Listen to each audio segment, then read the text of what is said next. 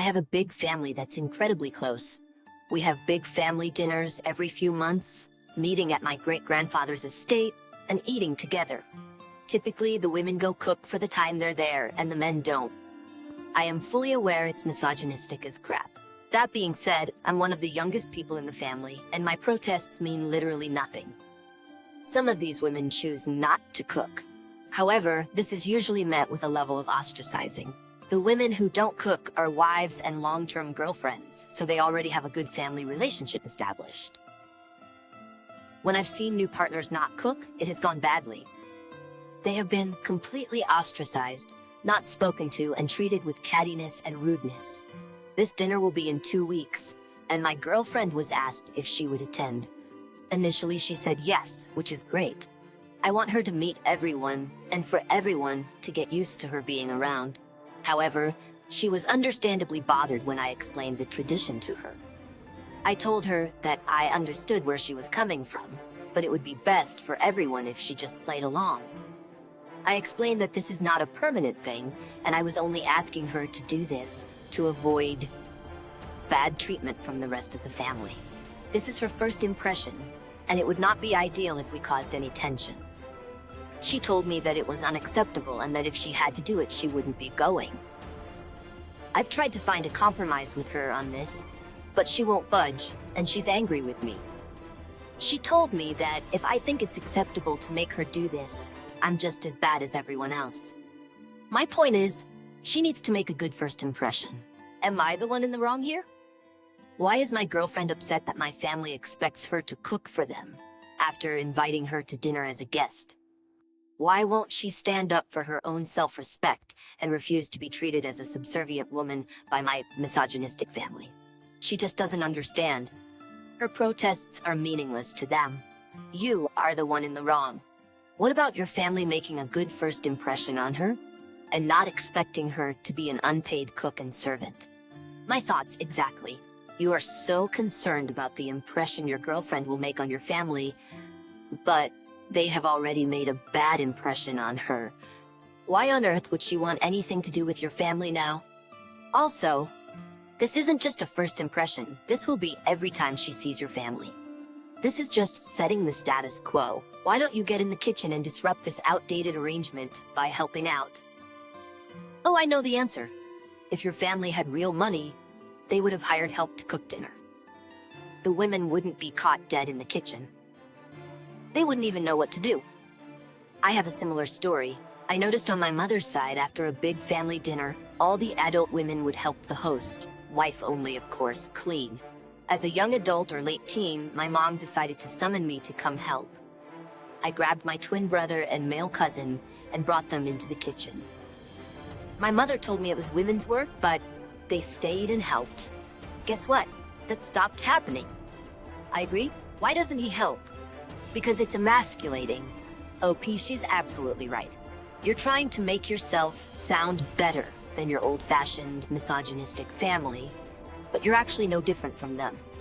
I suspect it won't be an issue for long, though. Your girlfriend seems to have seen your true colors. I'd be surprised if she isn't considering ending things. Last Saturday, my wife had her baby shower, which was a very long event from midday until 10 p.m.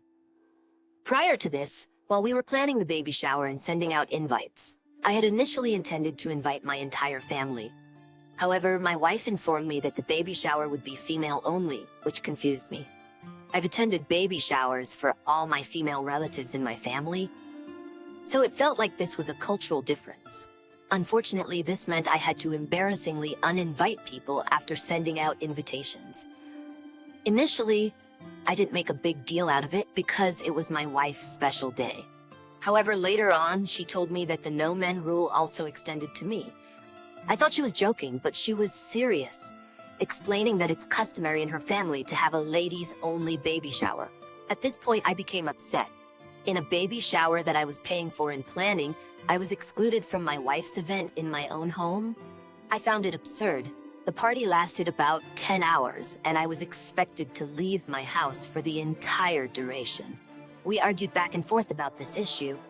It seemed ridiculous to me that, as her husband, I was not allowed to attend my wife's baby shower. Her sister overheard our argument and supported my wife's stance, saying that men are typically not invited to baby showers and that my presence would ruin the atmosphere and the vibe. This disagreement occurred 3 weeks before the baby shower, and even the day before the event, I tried reasoning with my wife again to let me stay. But she still refused. She also told some of her family members about our argument, and I received an angry text from her mother telling me just listen to what she says, since the baby shower is for her, not me, and that she can decide who attends and who doesn't. I still refuse to leave, since it's our home, and I'm literally paying for the event. I managed to compromise by just chilling in the backyard where everyone else was inside. My wife still wasn't happy about it, though. Am I the idiot here? Why would anyone want to attend a 10-hour baby shower, let alone host it? What was happening at this event? 10 hours? And why are you hosting your own baby shower? It's a gift-giving event, which is why someone else is supposed to host it for you, not the idiot. The fact that you want to be so involved should be cherished, not punished. His being in the backyard seems a lot less petty when you remember that the baby shower was 10 hours long.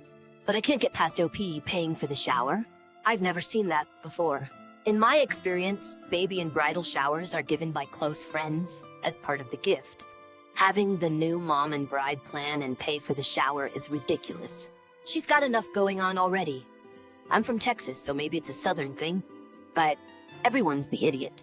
You both should work on communicating better with each other. Baby showers are traditionally female only, and co-ed baby showers are more of a recent thing, with some cultures adopting the practice more openly than others. Your wife shouldn't have assumed that you knew this tradition, though, and should have expressed her intentions while you guys were planning. You're not an idiot for feeling bad because you felt excluded, even when involved in the planning. However, you displayed idiotic behavior when you made the event about you and how you paid for everything. After all, you're raising a family together.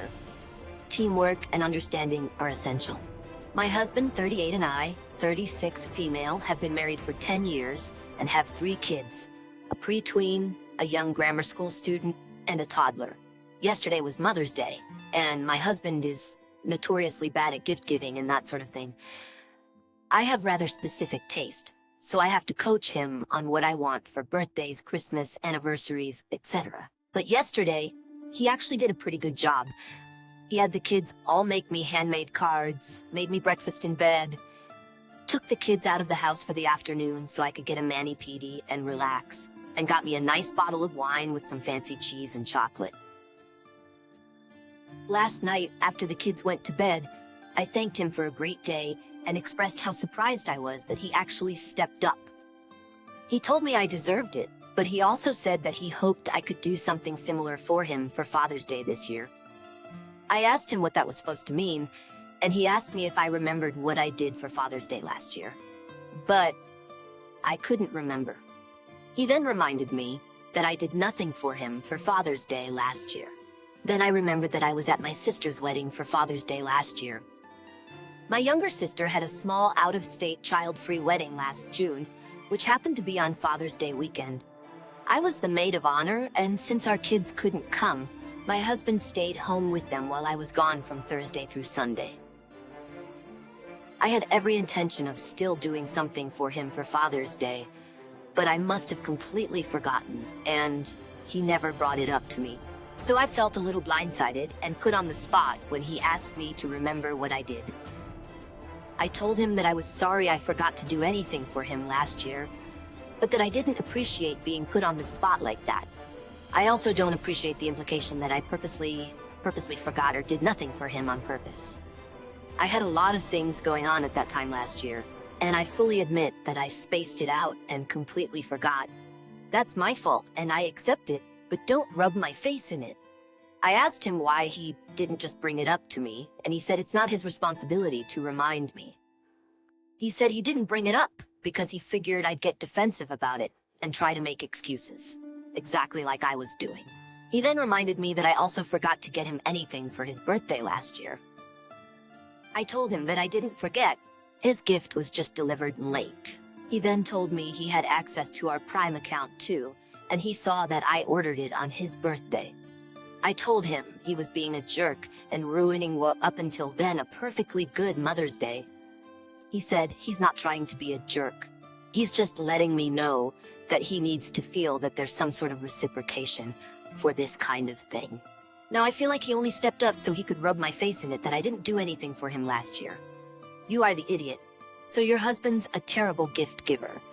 Yet you did nothing for Father's Day and only half-baked a last-minute gift for his birthday. Are you somehow trying to blame him because you did nothing for him on Father's Day and almost forgot his birthday? Girl, what the heck? Yes, you went to a wedding, but you couldn't manage to have the kids give him a card at least? He most likely did something for me on Mother's Day because he didn't want me to feel how he did last year. Being out of town is no reason to not have a plan or something delivered. I reschedule holidays all the time.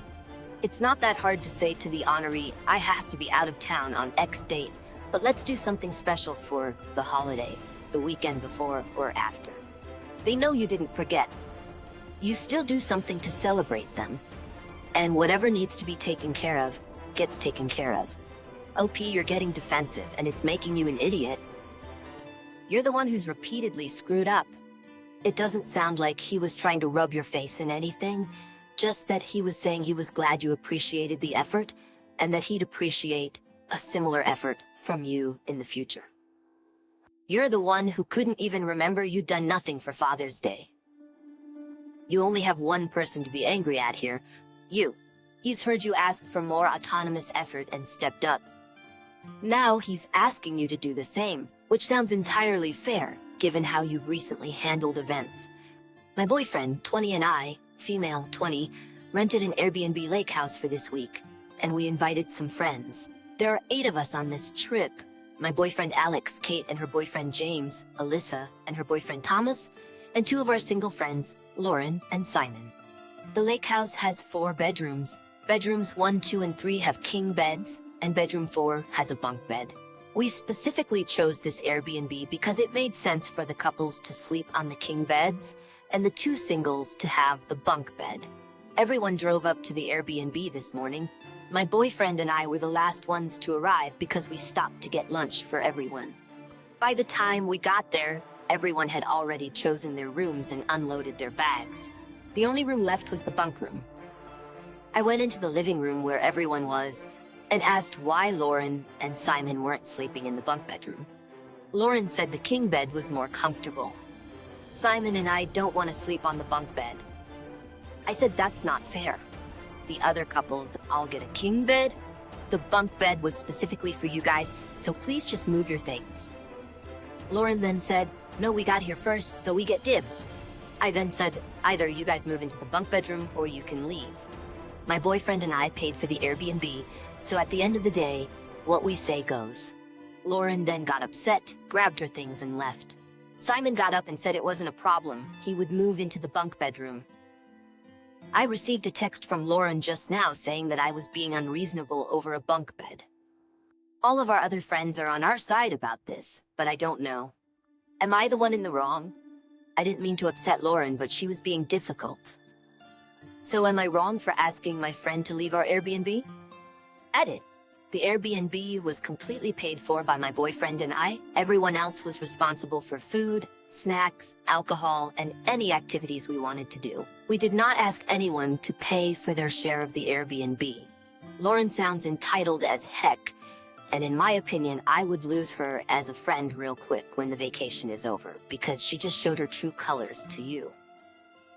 You paid for the Airbnb, and while you were getting everyone lunch, she snatched a room from you even after agreeing to take the bunked bedrooms. It's even worse when you consider that you paid for it. Of course you should get a regular room.